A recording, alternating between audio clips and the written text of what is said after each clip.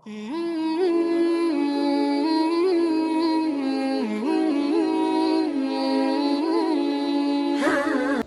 لله رب العالمين والصلاة والسلام على رسوله الكريم وعلى آله وصحبه أجمعين وأشهد أن لا إله إلا الله وحده لا شريك له وأشهد أن محمدا عبده ورسوله يا أيها الذين آمنوا اتقوا الله حق تقاته ولا تموتن إلا وأنتم مسلمون يا أيها الناس اتقوا ربكم الذي خلقكم من نفس واحدة وخلق منها زوجها وبث منهما رجالا كثيرا ونساء واتقوا الله الذي تساءلون به والأرحام إن الله كان عليكم رقيبا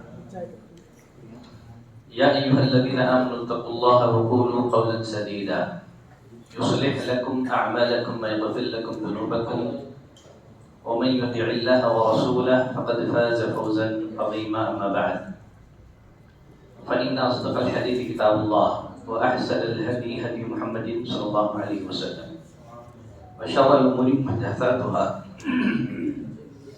وكل محدثة بدعة وكل بدعة ضلالة وكل ضلالة في النار.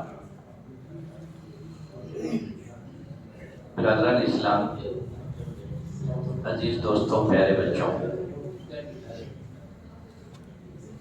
تین باتیں ایسی ہیں جن کی جانکاری، جن کی معرفت ہر مسلمان کے لیے لازم اور ضروری ہے.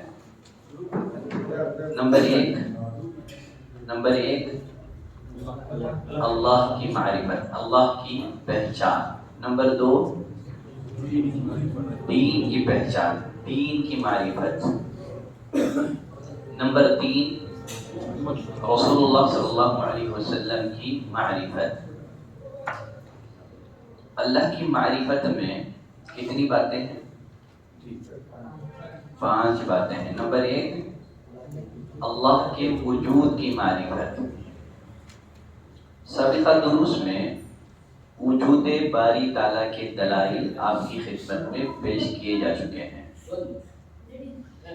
انسانوں میں ایک گروہ ایسا ہے جو اللہ کے وجود کا انکار کرتا ہے، جو اللہ کے وجود کو تسلیم نہیں کرتا ہے. اس کے برخلاف انسانوں میں ایک بڑا گروہ ایسا ہے جو الہ کے وجود کو مانتا ہے، جو گاڈ کے وجود کو تسلیم کرتا ہے، لیکن ان کے پاس ایک الہ کا تصور نہیں پایا جاتا. ان میں سے بعض ایسے ہیں جن کے پاس 2 الہ کا تصور ہے. خیر کا ایک الگ معبود ہے، شر کا ایک الگ معبود ہے. بعض ایسے ہیں جن کے پاس 3 الہ کا تصور ہے، 3 معبودوں کا تصور ہے. اور بعض ایسے بھی ہیں جو ہر چمکتی ہوئی چیز کو الہ مانتی ہے، ہر فائدہ پہنچانے والی چیز کی عبادت اور پرستش کرتی ہے، اور ہر نقصان پہنچانے والی چیز کی عبادت اور پرستش کرتی ہے. اور بعض ایسے بھی ہیں جو اللہ کو کریٹر تو مانتے ہیں، اللہ کو خالق، رازق، مالک مانتے ہیں، لیکن عبادت غیر کی کرتے ہیں. اب سوال یہ ہے، معبود حقیقی کون ہے؟ ہماری عبادت کا حقدار کون ہے؟ عبادت کس کی جائے؟ اگر ہم کسی کی عبادت کرنا چاہتے ہیں، ضروری ہے وہ کچھ خوبیوں کا مالک ہو. ہم جس کی عبادت کرنا چاہتے ہیں، ضروری ہے وہ کچھ خوبیوں کا مالک ہو، اس کے اندر کچھ خوبیاں پائی جائیں. عبداللہ بن مسعود رضی اللہ تعالیٰ عنہ فرماتے ہیں، مشرکین مکہ کا ایک گروہ نبی کریم صلی اللہ علیہ وسلم کی خدمت میں حاضر ہو کر عرض کرنے لگا، اے محمد صلی اللہ علیہ وسلم، آپ ہمیں جس رب پر ایمان لانے کی دعوت دے رہے ہیں، آپ اپنے رب کا نسب بیان کرو، آپ اپنے رب کے اوصاف بیان کرو۔ تو اللہ تعالیٰ نے سورہ اخلاص نازل فرمائی۔ اس مختصر سورت کی 4 آیتوں میں اللہ تعالیٰ نے اپنا جامع تعارف پیش کیا ہے۔ اگر ہم کسی کی عبادت کرنا چاہتے ہیں، کسی کی پرستش کرنا چاہتے ہیں، یہ جو سورت ہے نا، کسوٹی ہے۔ دنیا میں جن جن کو پکارا جا رہا ہے، جن جن کی عبادت اور پرستش کی جا رہی ہے، ان کو اس صورت پر ہم لوگ پرکھیں، معلوم ہو جائے گا کھرا کیا ہے، کھوٹا کیا ہے، معبود حقیقی کون ہے اور باطل معبود کون ہے۔ اللہ نے فرمایا قل هو اللہ احد، اے نبی کہہ دیجیے اللہ ایک ہے۔ ہمارے جس رب کا نسب تم پوچھ رہے ہو وہ ایک ذات ہے، وہ 2 نہیں ہے، 3 نہیں ہے، کئی نہیں ہے۔ اس آیت کریمہ میں اللہ تعالیٰ نے اپنے کی احد کا لفظ استعمال کر کے دنیا میں پوجے جانے والے معبودوں کی، خداؤں کی نفی کر دی ہے۔ قل هو اللہ احد، جس کی عبادت اور پرستش کی جا رہی ہو وہ ایک ہو، وہ 2 نہ ہو، 3 نہ ہو، کئی نہ ہو۔ اللہ تعالیٰ نے قرآن مجید میں بہت سارے علمی اور عقلی دلائل کے ذریعے سے یہ بات واضح کر دی ہے کہ اللہ ہی الہ واحد ہے، اللہ ہی معبود برحق ہے۔ اللہ تعالیٰ نے سورۃ الانبیاء آیت نمبر 22، سورۃ الانبیاء آیت نمبر 22۔ الحمدللہ ہماری اس کلاس میں حاضر ہونے والوں میں ایک بڑا گروہ ایسا ہے جو غیر مسلموں میں دعوت کا کام کرتا ہے۔ میری ان لوگوں سے درخواست ہے، سورۃ الانبیاء آیت نمبر 22 جو ہے اس کو آپ بار بار پڑھیں۔ آپ علماء کے پاس جائیں، آپ ان سے کہیں کہ یہ آیت ہمیں اور تفصیل سے پڑھاؤ۔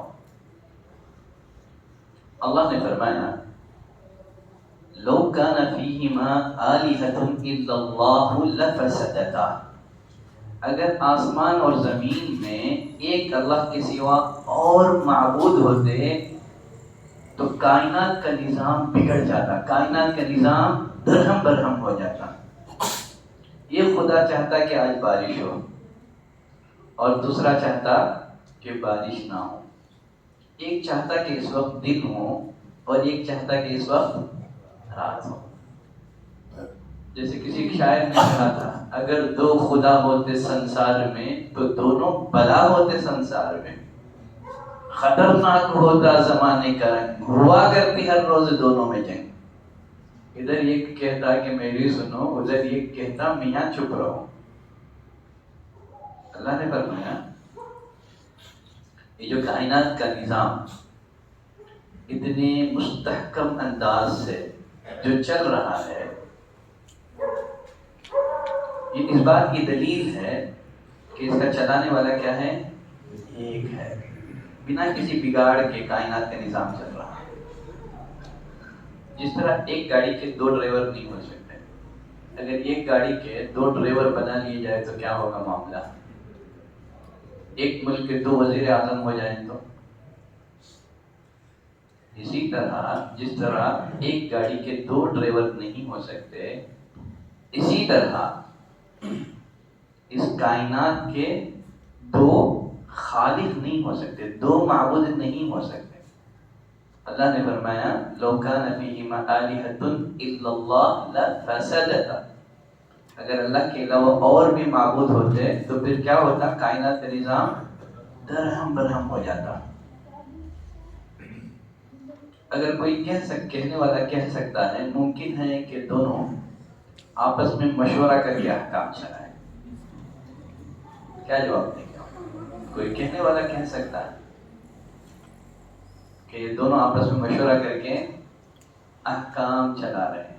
آپ کیا جواب دیں؟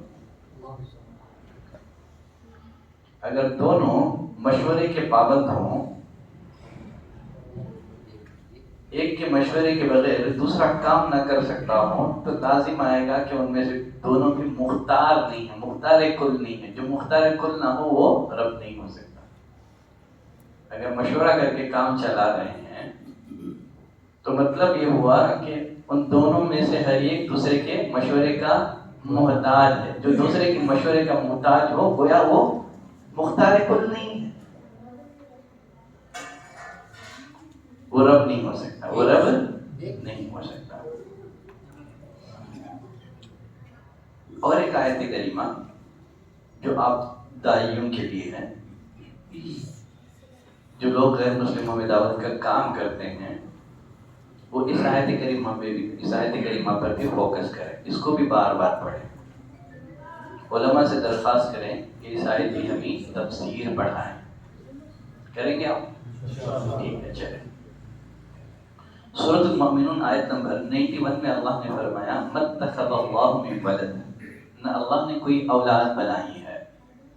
وَمَا كَانَ مَعَهُ مِنْ إِلَٰهٍ، اور نہ کبھی اس کے ساتھ کوئی معبود تھا. إِذًا لَذَهَبَ كُلُّ إِلَٰهٍ بِمَا خَلَقَ، اگر ایسا ہوتا ہر معبود اپنی اپنی مخلوق کو جدا کر لیتا. اگر ایسا ہوتا تو ہر معبود اپنی مخلوق کو لے کر کے علیحدہ ہو جاتا. پہلے تو وہ خالق ہوتا، جو کریٹر نہ ہو، جو خالق نہ ہو، وہ معبود نہیں ہو سکتا. فرمایا اس کے ساتھ کوئی معبود نہیں ہے. اگر معبود ہوتا تو ہر معبود اپنی مخلوق کو لے کر کے علیحدہ ہو جاتا. اگر اس کائنات میں، یونیورسل میں کئی ایک معبود ہوتے، امریکہ کا الگ معبود، افریقہ کا الگ معبود، انڈیا کا الگ معبود، پاکستان کا الگ معبود، تو وہاں بسنے والی مخلوقات بھی ڈفرینٹ ہوتے ہیں. اگر ہم انسانوں پر نظر دوڑائیں، ہمیں تو ایسے نہیں لگتا کہ ان کا الگ الگ کریٹر ہے. ہمیں تو ایسے محسوس ہوتا ہے گویا وہ ایک ہی کمپنی کے پروڈکٹ ہیں، اس لیے کہ سب کی آنکھیں دو ہیں، اسی طرف ہیں. سب کے کان کا انداز یہی ہے، ناک کا انداز یہی ہے. اگر امریکہ کا خالق کریٹر الگ ہوتا تو وہاں کے انسانوں کو اپنے انداز میں بناتا ہے کہ نہیں. اگر افریقہ کا معبود الگ ہوتا، کریٹر ہوتا، تو اپنے لحاظ سے وہ اپنی مخلوقات کو بناتا. دنیا میں بسنے والے سارے انسان ایک ہی ٹائپ کے ہیں. یہ اس بات کی دلیل نہیں ہے کہ ان سب کا خالق ایک ہے. تو اللہ نے فرمایا اگر ایسے ہوتا، اگر کئی معبود ہوتے تو سب معبود اپنی اپنی مخلوق کو لے کر کے ایک الگ دنیا بساتے. وہاں پائی جانے والی مخلوقات الگ ہوتی، امریکہ کی مخلوقات الگ ہوتی تھی، افریقہ کی الگ ہوتی تھی، انڈیا کی الگ ہوتی تھی، پاکستان کی الگ ہوتی تھی. ایسے ہے نہیں ہے.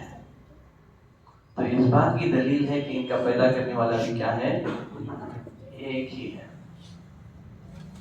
تخلیق انسانی کے بارے میں عموماً کالجوں اور یونیورسٹیوں میں یہ نظریہ بڑے زور و شوروں سے پڑھایا جاتا ہے کہ انسان بندر کی بگڑی ہوئی ایک شکل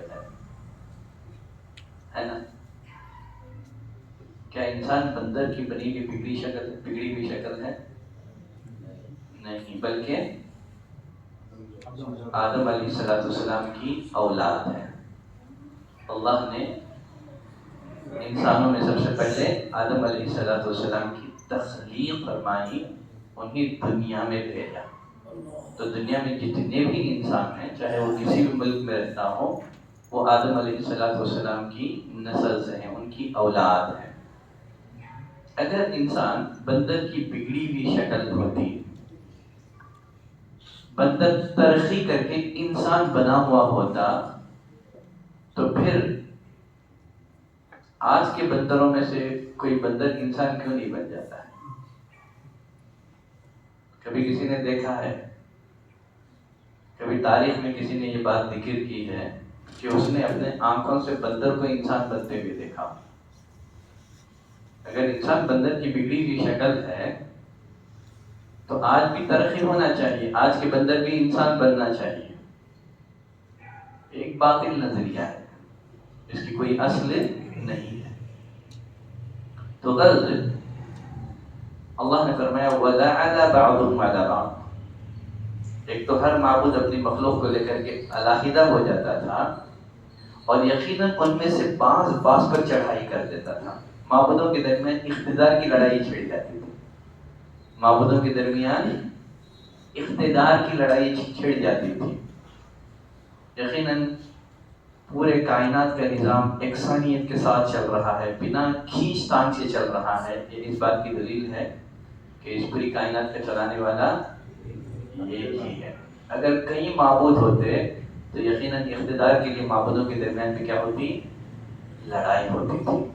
ہر ملک میں بسنے والے مخلوقات، وہاں کی کریشن ڈفرینٹ اور مختلف ہوتے تھے، تو سارے ملکوں میں پائے جانے والے انسانوں کا ایک انداز ہونا یہ اس بات کی دلیل ہے کہ ان کا پیدا کرنے والا بھی ایک ہی ہے۔ یہ صرف انسانوں کی بات نہیں کر رہا ہوں، اب ہر چیز میں موازنہ کر رہے ہیں۔ اگر کسی جگہ کھجور درخت پہ اگتا ہے تو انڈیا میں اس کی بیل ہے کیا؟ ہر جگہ درخت ہی میں نہ اگے گا۔ تو پورا کائنات کا نظام ہمیں بتا رہا ہے کہ اس پورے کائنات کے نظام کو چلانے والا ایک ہی ہے، الگ الگ نہیں ہے، ڈفرینٹ نہیں ہے۔ تو مشرکین مکہ نے جب نبی کریم صلی اللہ علیہ وسلم سے سوال کیا، پوچھا کہ آپ اپنے رب کا نسب بیان کرو، تو اللہ نے سورہ اخلاص نازل کی، فرمایا اے نبی کہہ دیجئے اللہ ایک ہے، دو نہیں ہے، تین نہیں ہے، کئی نہیں ہے، بلکہ وہ ایک ہے۔ اور دوسری دلیل اللہ نے یہ دی، اللہ الصمد، اللہ بے نیاز ہے۔ صمد اس ہستی کو کہتے ہیں جو کسی کا محتاج نہ ہو، سب اس کے محتاج ہو، اور سب کو کھلاتا ہو، کھانے کا محتاج نہ ہو، سب کو پلاتا ہو، پینے کا محتاج نہ ہو۔ جو کھانے پینے کا محتاج ہو، جو سونے کا محتاج ہو، وہ معبود نہیں ہو سکتا۔ اگر آپ غیر مسلموں میں دعوت کا کام کرنا چاہتے ہیں، غیر مسلموں کے سامنے اللہ کا تعارف پیش کرنا چاہتے ہیں، سورہ اخلاص سے بڑھ کر کے کوئی بہتر صورت نہیں ہے غیر مسلموں کے سامنے اللہ کا تعارف پیش کرنے کے لیے۔ اللہ الصمد، اللہ بے نیاز ہے، اسے کسی چیز کی حاجت نہیں ہے۔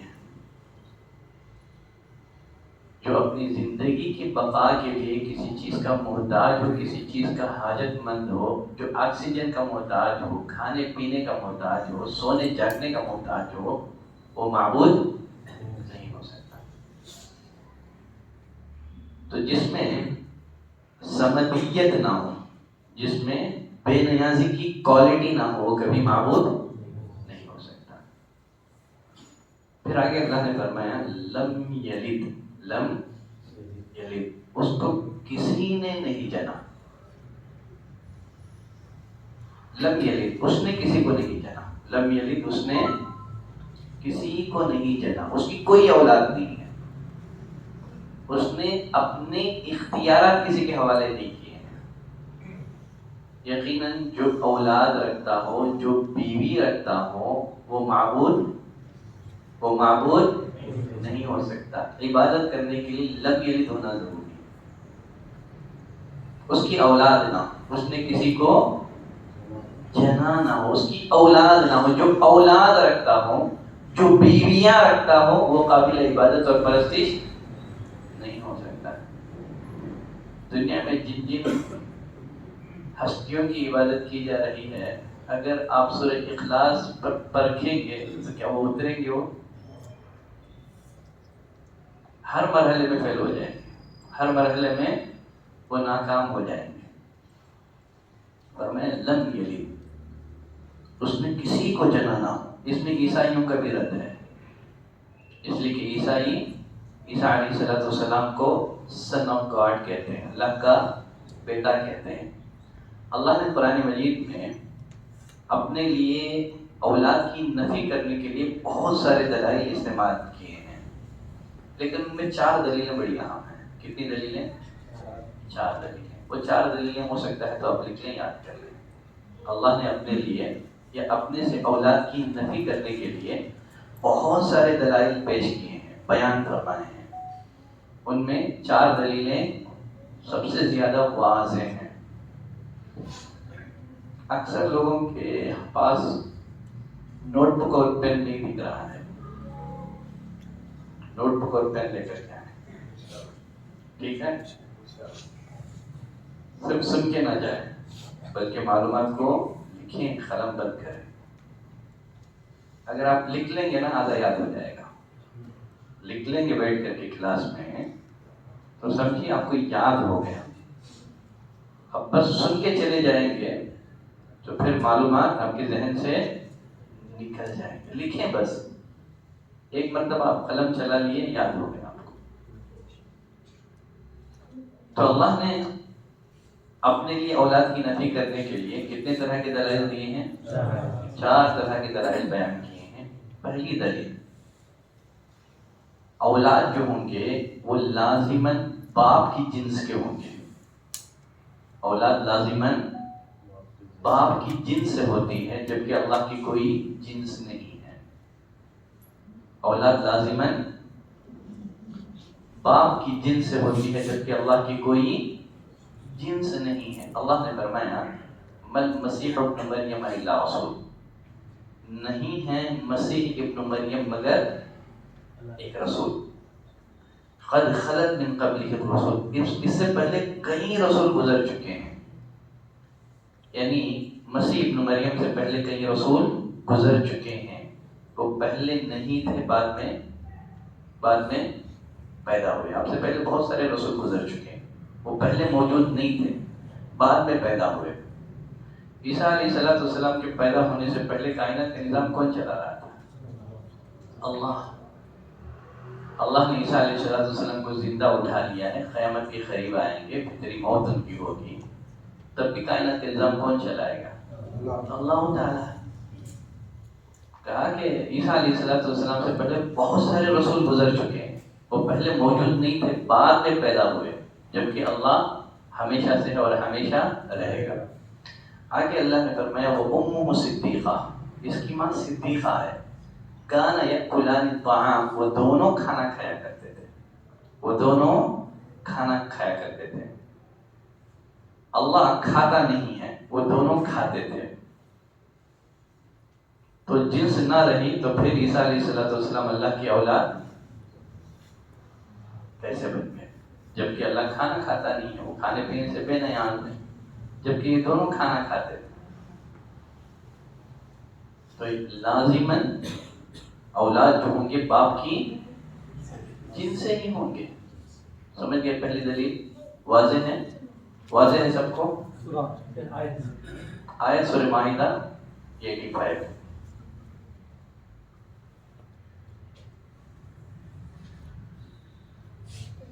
دوسری دلیل اللہ نے یہ دی ہے، والد اولاد اس لیے حاصل کرتا ہے وہ اس کا محتاج ہے. والد اولاد اس لیے حاصل کرتا ہے کہ وہ اولاد کا محتاج ہے.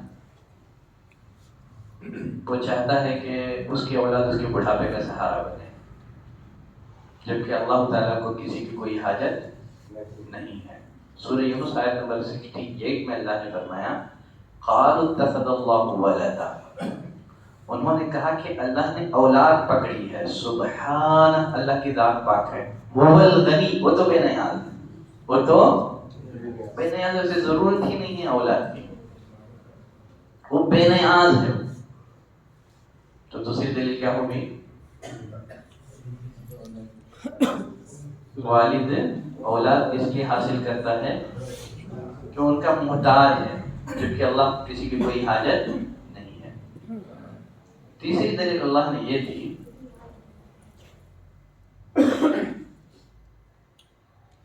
اولاد اس کی ہوتی ہے جس کی بیوی ہو، اولاد اس کی ہوتی ہے جس کی بیوی ہو، اور اللہ تعالیٰ کی کوئی بیوی ہی نہیں تھی تو پھر اولاد کیسے ہو؟ اللہ نے فرمایا سورۃ الانعام آیت نمبر 101، سورۃ الانعام آیت نمبر 101، اَنَّىٰ يَكُونُ لَهُ وَلَدٌ، اس کی اولاد کیسے ہوگی، وَلَمْ تَكُن لَهُ صَاحِبَةٌ، جبکہ اس کی بیوی ہی نہیں، اولاد کیسے ہوگی جبکہ اس کی بیوی ہی نہیں؟ تو کتنی دلیلیں ہو گئی؟ تین۔ نمبر ایک اولاد لازماً باپ کی جنس سے ہوگی جبکہ اللہ کی کوئی جنس نہیں ہے۔ نمبر دو والد اولاد کا محتاج ہوتا ہے، اللہ کسی کا محتاج نہیں ہے، کائنات کا نظام چلانے کے لیے کسی کا محتاج نہیں ہے۔ نمبر تین اولاد اس کی ہوتی ہے جس کی بیوی ہوتی ہے جبکہ اللہ کی بیوی نہیں تھی۔ چوتھی دلیل اللہ نے یہ دی، تمام مخلوق اللہ کے بندے اور غلام ہیں، بندہ ہونا بیٹا ہونے کے ساتھ جمع نہیں ہو سکتا۔ تمام مخلوقات کیا ہیں؟ اللہ کے بندے ہیں۔ عیسیٰ علیہ السلام اللہ کے بندے ہیں، بندہ بھی ہو بیٹا بھی ہو، یہ دونوں جمع نہیں ہو سکتے۔ سورہ مریم آیت نمبر 92 اور 93 میں اللہ نے فرمایا وَمَا يَنبَغِي لِلرَّحْمَنِ أَن يَتَّخِذَ وَلَدًا، رحمان کے لائق ہی نہیں ہے کہ وہ اولاد پکڑے۔ ان کل من فی السماوات والارض، آسمان اور زمین میں جو کچھ ہے، الا آتی الرحمن عبدا، وہ رحمان کے پاس غلام بن کر آنے والا ہے، وہ رحمان کے پاس غلام بن کر آنے والا ہے۔ تو کائنات میں جتنی مخلوقات ہیں سب اس کے بندے اور غلام ہیں، غلام بھی ہو بندہ بھی ہو بیٹا بھی ہو، یہ ممکن نہیں۔ ہو گئی چار دلیلیں۔ چلیں، جب مشرکین مکہ نے نبی کریم صلی اللہ علیہ وسلم سے کہا کہ آپ اپنے رب کا نسب بیان کرو تو اللہ نے سورہ اخلاص نازل کی۔ پہلے بتایا گیا اے نبی کہہ دیجیے اللہ ایک ہے، دو نہیں ہو سکتا، تین نہیں ہو سکتا، کئی نہیں ہو سکتے، وہ ایک ہی ہوگا۔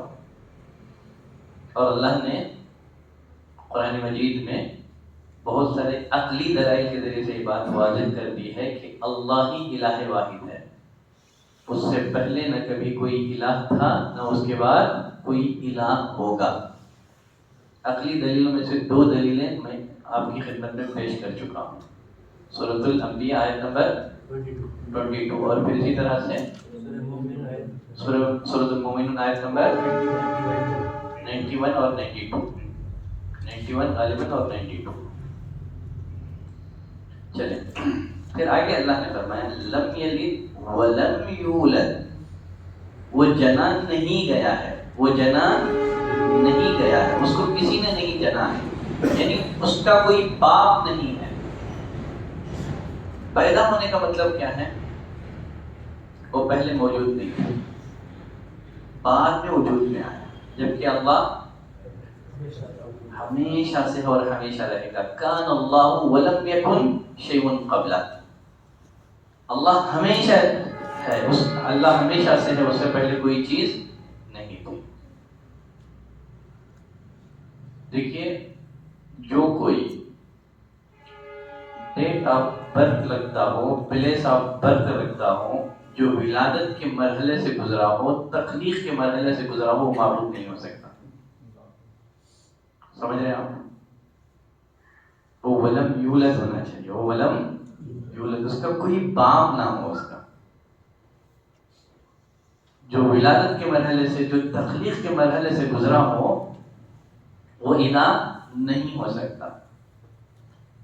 عیسائی اسی مہینے میں شاید 26 تاریخ کو عیسیٰ علیہ السلام کا کرسمس ڈے مناتے ہیں، ان کا برتھ ڈے مناتے ہیں، ہے نا؟ جو برتھ ڈے رکھتا ہو، جو پلیس آف برتھ رکھتا ہو، ڈیٹ آف برتھ رکھتا ہو، وہ معبود نہیں ہو سکتا۔ بات واضح ہے؟ لم یلد ولم یولد.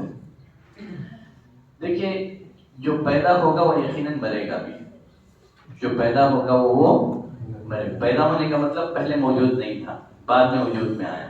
اللہ تو ہمیشہ سے ہے اور وہ ہمیشہ رہے گا. وہ اول ہے اور آخر بھی. اور پیدا ہونے کا مطلب یہ ہے کہ وہ ایک دن مرے گا بھی اور دوسرا اس کا وارث بھی ہوگا. اللہ عز و جل نہ اسے موت آئے گی نہ کوئی اس کا وارث ہوگا. نہ اسے موت آئے گی نہ کوئی اس کا وارث ہوگا. پھر آخری آیت بچی ہے نا، قل هو اللہ احد اللہ الصمد لم یلد ولم یولد ولم یکن له کفوا احد. کوئی اس کے برابر نہیں ہے. کائنات میں کوئی بھی چیز ایسی نہیں ہے جسے دکھا کر کے سمجھایا جائے اللہ فلاں چیز کے مانند ہے. کائنات میں کوئی چیز ایسی نہیں ہے جسے دکھا کر کے سمجھایا جائے کہ اللہ فلاں چیز کے مانند ہے.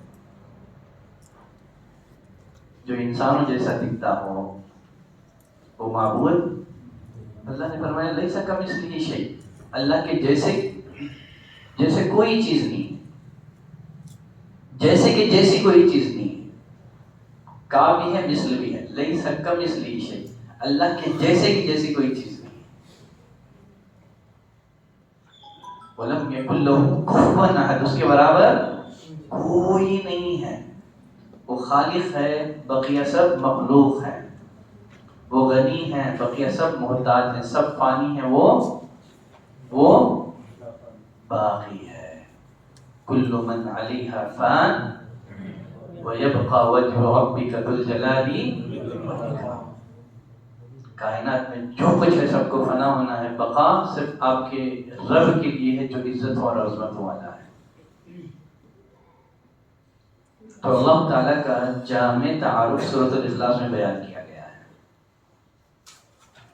جب آپ دعویٰ ورک میں نکلیں گے تو انشاءاللہ یہ سورت آپ کے لیے بہت معاون اور مددگار بنے گی غیر مسلموں کو اسلام کی دعوت دینے کے لیے. اسی طرح اللہ تعالیٰ نے آیت الکرسی میں بھی اپنا جامع تعارف پیش کیا ہے. کس میں؟ آیت الکرسی میں. بالاختصار اشارے سے ہم لوگ آیت الکرسی پڑھ لیں گے. اللہ نے فرمایا اللہ لا الہ الا ہو. اللہ وہ ہے جس کے سوا کوئی عبادت کے لائق نہیں ہے، جس کے سوا کسی کی عبادت جائز نہیں ہے. یہ دعویٰ ہے. کیا ہے یہ؟ دعویٰ ہے. دعوے کی دلیل ہونا ہے نا. کوئی بھی دعویٰ بلا دلیل کے قبول نہیں کیا جائے گا. اللہ نے کہا اللہ لا الہ الا ہو. اللہ اس کے علاوہ کوئی معبود نہیں ہے. پھر آگے اللہ تعالیٰ نے اس دعوے کو تقریباً 11 دلیلوں سے ثابت کیا ہے. کتنے؟ 11 دلیلوں کے ذریعے سے اللہ نے اس دعوے کو ثابت کیا ہے کہ اللہ ہی قابل عبادت ہے، قابل پرستش وہی ہے. اس کے علاوہ کوئی عبادت کے قابل نہیں ہے. عبادت صرف اسی کا حق ہے. ورشپ صرف اسی کا حق ہے. پہلی دلیل اللہ نے یہ دی الحی. اللہ لا الہ الا هو الحی، جو ہمیشہ سے ہے ہمیشہ رہے گا. نہ اس کی ابتدا ہے نہ انتہا ہے.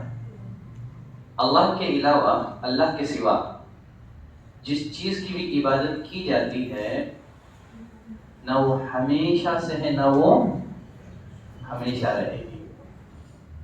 ہر چیز موت کی آغوش سے نکلی ہے اور موت کے آغوش میں جانے والی ہے. کیف تکفرون باللہ وکنتم امواتا. پہلے مردہ تھے فاحیاکم ثم یمیتکم.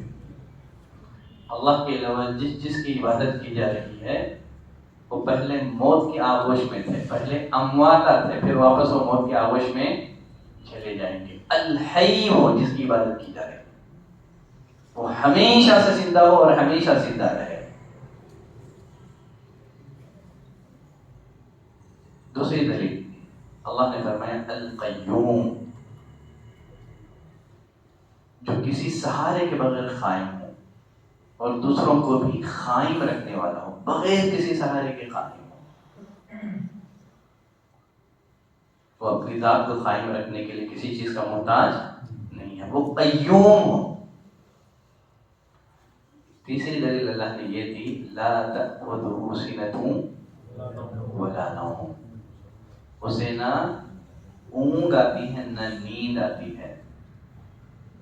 یقیناً جسے نیند آتی ہو، جسے اونگ آتی ہو، وہ معبود نہیں ہو سکتا۔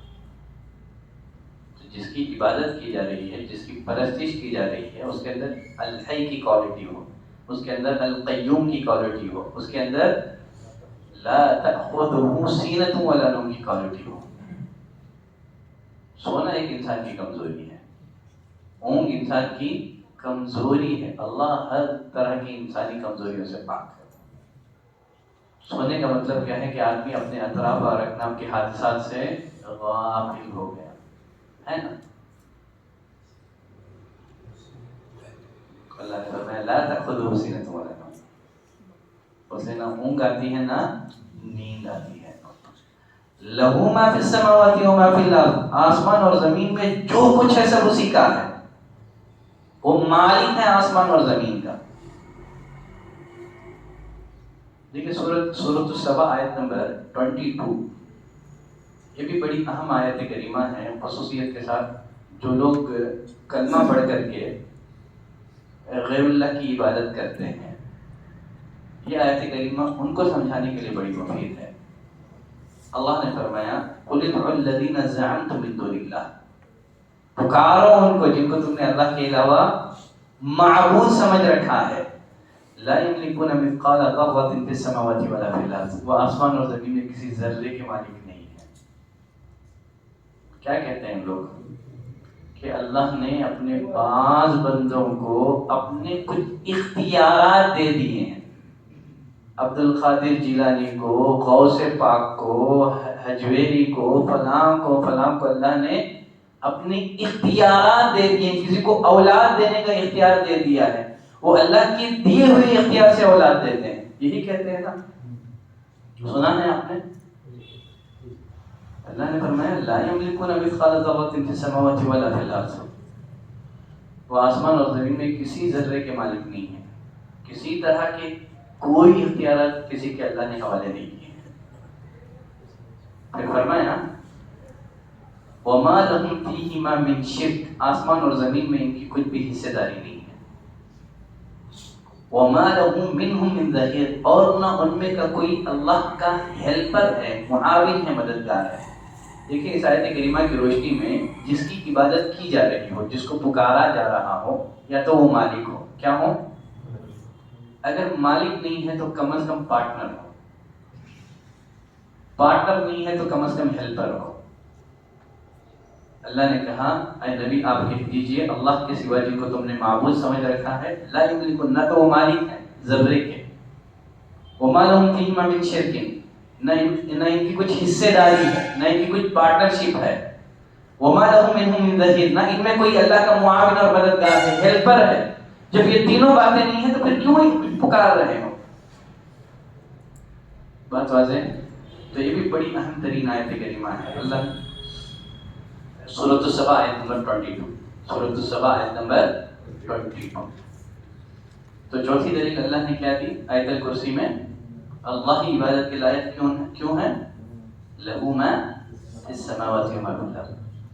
آگے اللہ نے فرمایا من ذا الذی یشفع عنده الا باذنہ، کون ہے جو اس کے پاس اس کی اجازت کے بغیر سفارش کرے؟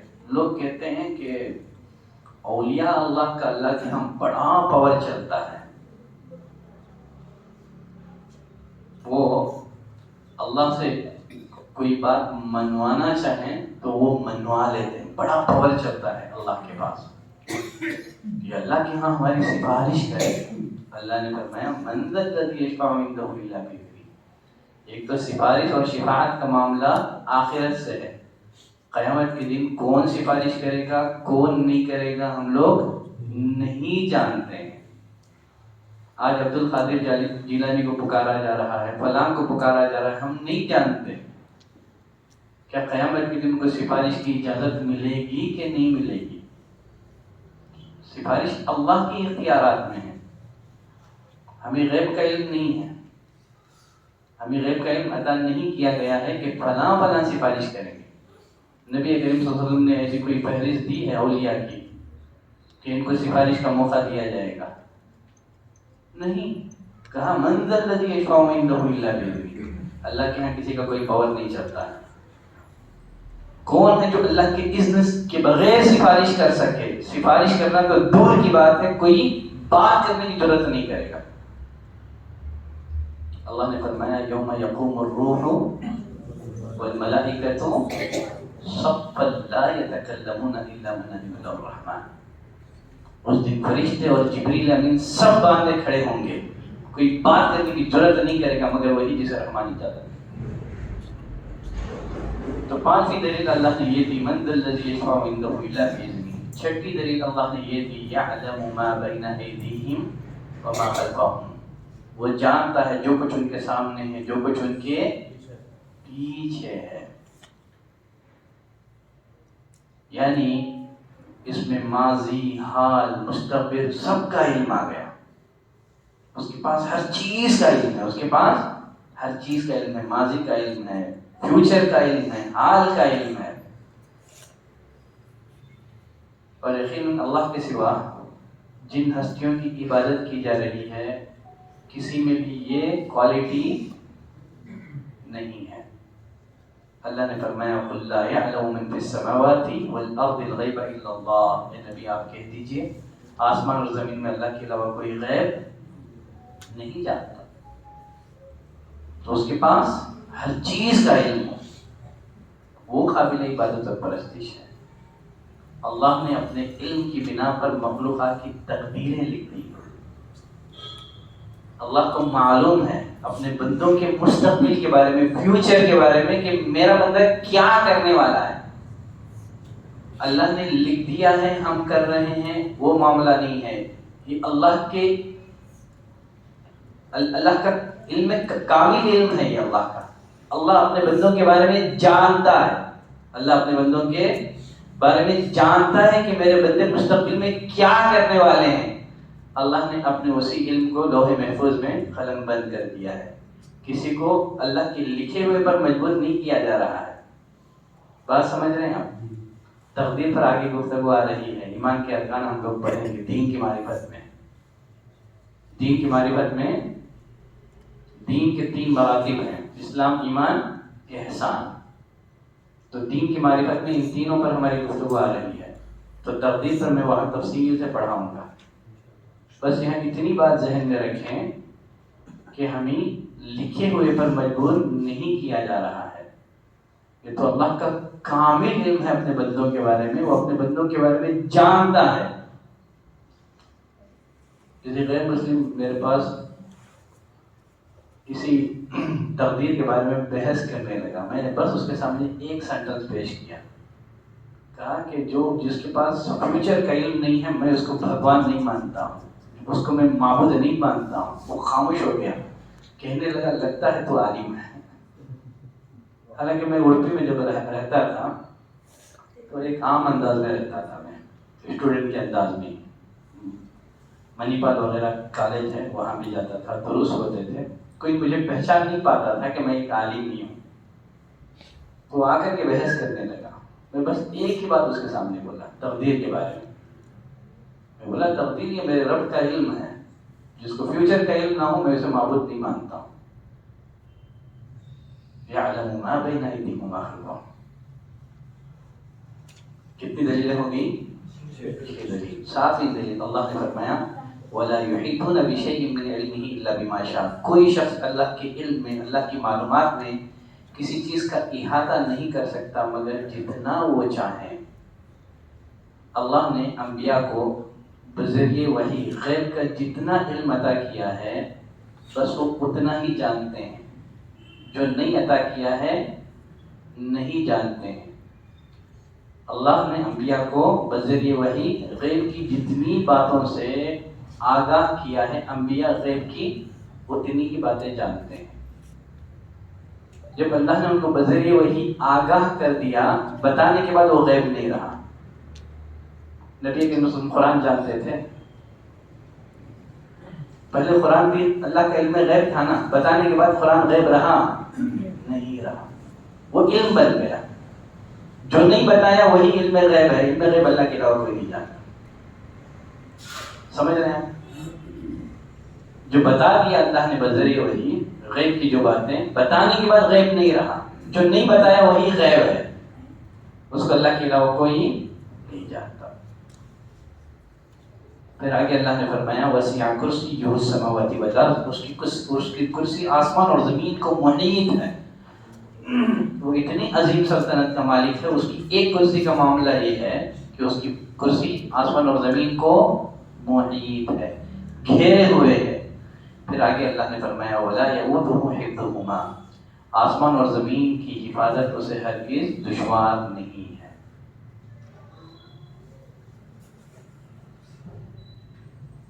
اگر گھر میں کوئی قیمتی سامان ہو، اس کی حفاظت کرتے ہوئے آدمی کی نیند حرام ہو جاتی ہے.